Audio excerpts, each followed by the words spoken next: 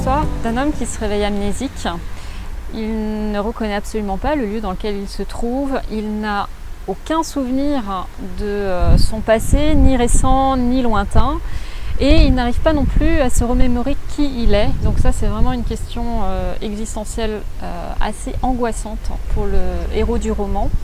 Et donc, il va décider de partir à la recherche de son identité. Et donc, dans cette quête identitaire, il va y avoir un certain nombre de faits qui vont se produire, qui vont le malmener, qui vont lui laisser cette impression qu'il est en danger permanent. Et donc, il va devoir faire avec aussi cet inconnu. Est-ce qu'il est réellement en danger ou est-ce que ce n'est que son imagination? Et donc là, jusqu'au bout du livre, la question va réellement se poser.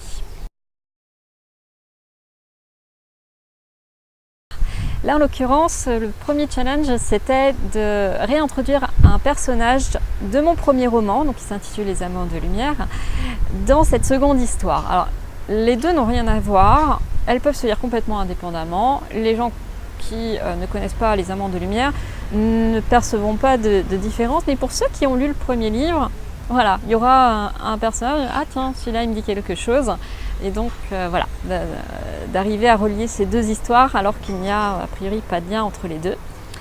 Le second challenge, c'est qu'à la fin du livre, chaque lecteur puisse se faire sa propre idée du passé du personnage et choisir en fonction des éléments qu'il a, qui seront les mêmes que ceux du héros. Et donc voilà, potentiellement l'histoire peut être lue de différentes manières. Et donc l'avenir du personnage également, et c'est ça que je trouvais intéressant, cet aspect un peu psychologique. Donc on a à la fois la trame liée au danger et l'aspect psychologique, et les deux mélangés font que on reste en haleine jusqu'au bout pour savoir finalement voilà, quelle est la part entre rêve et réalité. Le livre s'adresse à la fois aux personnes qui aiment le développement personnel, mais qui n'ont pas forcément envie de se prendre la tête avec un livre de développement personnel. Là, il est romancé, donc c'est d'abord une histoire. Donc c'est comment se poser des questions sur soi, sur qui on est, et le faire dans le plaisir. Là, en l'occurrence, alors le plaisir, je vais relativiser puisqu'il y a quand même beaucoup de suspense et de cette mise en haleine avec ce danger qui fait que ça reste un thriller. Thriller psychologique, mais thriller quand même.